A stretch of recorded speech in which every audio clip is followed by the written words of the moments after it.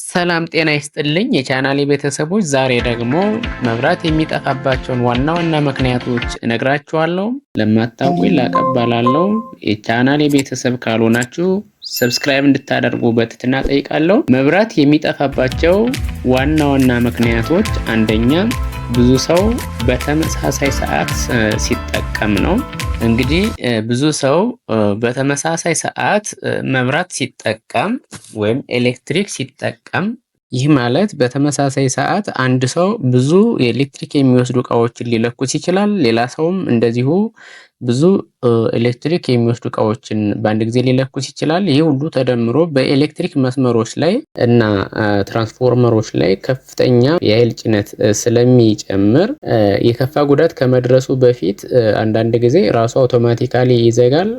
አንዳንድ ጊዜ ደግሞ አንዳንዶች ትራንስፎርመሮች ወይም ገመዶች ተበጥሰው ወይም ተቋርጠው ያ አካባቢ ኤሌክትሪክ ሊቋረጥበት ወይም ደግሞ ሊያጣ ይችላል።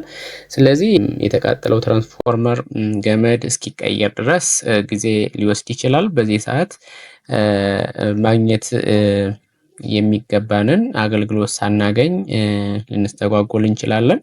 ይሄ በብዛት የሚከሰት ችግር ነው።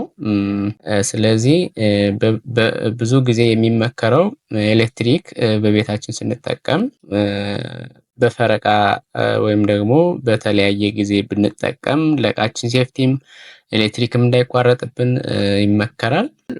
ሌላው ለኤሌክትሪክ መስመር ዝርጋታ የተጠቀምናቸው እቃዎች እንደ ትራንስፎርመር አይነት ገመዶች፣ የተለያዩ ነገሮች እነሱ ምን ሊያደርጉ ይችላሉ? ሊያረጁ ይችላሉ። እንግዲህ አረጁ ማለት በቀላሉ ሊጎዱ ይችላሉ ማለት ነውና ይህ ደግሞ ለመብራት መቋረጥ ሌላኛው ምክንያት ነው ማለት ነው። ሌላው የአየር ንብረት ሲቀያየር ነው። የአየር ንብረት ሲቀያየር ወይም ደግሞ በተፈጥሮ አደጋ የሚከሰት የመብራት መቆራረጥ ነው። ለምሳሌ ከፍተኛ ዝናብ ሲዘን፣ ከፍተኛ ንፋስ ሲነፍስ ሊሆን ይችላል። መብረቅ ሲጥል፣ መሬት ሲንሸራተት እና ዛፍ ሲወድቅም ሊሆን ይችላል። እነዚህ ሁሉ ለመብራት መቆራረጥ አይነተኛ ምክንያት ናቸው። ሌላው እንስሳቶች ድንገት መብራት ሲነኩ በዚህ ሰዓት መብራት ሾርት ሰርኪት ስለሚፈጠር፣ ለምሳሌ አሁን ወፎች መስመሩ ላይ ሲያርፉ ድንገት ሾርት ሊያደርጉት ይችላሉ። በዚህ ሰዓት መብራት ሊቋረጥ ይችላል። ድመት ድንገት ከነካቸው በዚህ ሰዓት ሾርት ሰርኪት ሊፈጠር ይችላል። ይህ ማለት ደግሞ መብራት ሊቋረጥ ይችላል። ሌላኛው በቤታችን ውስጥ ያሉ እቃዎች ሲበላሹ፣ ሲያረጁ ወይም ደግሞ የአጠቃቀም ጉድለት ሲኖር በዚህ ሰዓት ሾርት ሰርኪት ይፈጠራል። ሾርት ሰርኪት ከተፈጠረ ደግሞ መብራት ይቋረጣል። የከፋ ጉዳት ሳይደርስ የግድ ሴፍ መሆን ስላለበት አውቶማቲካሊ ብሬከር ካለ ብሬከሩ ይመልሳል። እሱ ማለት ደግሞ መብራት ተቋረጠ ማለት ነው። በእርግጥ ከላይ የጠቀስናቸው ምክንያቶች በመንደር ደረጃ፣ በቀበሌ ደረጃ ብሎም በወረዳ እስከ ዞን ድረስ ከዚህም የሰፋ አካባቢ ባንዴ በተመሳሳይ ሊያቋርጥ ይችላል። ይህኛው ግን በቤታችን ውስጥ ከተፈጠረ ምናልባትም ሊቋረጥ የሚችለው በቤታችን ብቻ ሊሆን ይችላል። ይሄ ጉዳቱ ቀለል ያለ ነው ማለት ነው። ሌላኛው ምክንያት ስርቆት ነው። አንዳንድ ጊዜ ትራንስፎርመሮች ይሰረቃሉ፣ ገመዶች ይሰረቃሉ፣ ፖልም ሊሰረቅ ይችላል። ይህ ደግሞ ሆን ተብሎም ሊሆን ይችላል። ከተሰረቀ በአካባቢው ያለ መብራት ወይም ሰፈር መብራት አያገኝም። በዚህ ምክንያት ደግሞ ሊቋረጥ ይችላል ማለት ነው።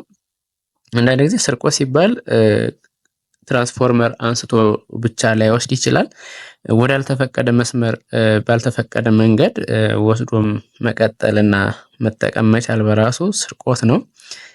ይህ ደግሞ ራሱን የቻለ ለኤሌክትሪክ መቋረጥ ዋነኛው ምክንያት ነው።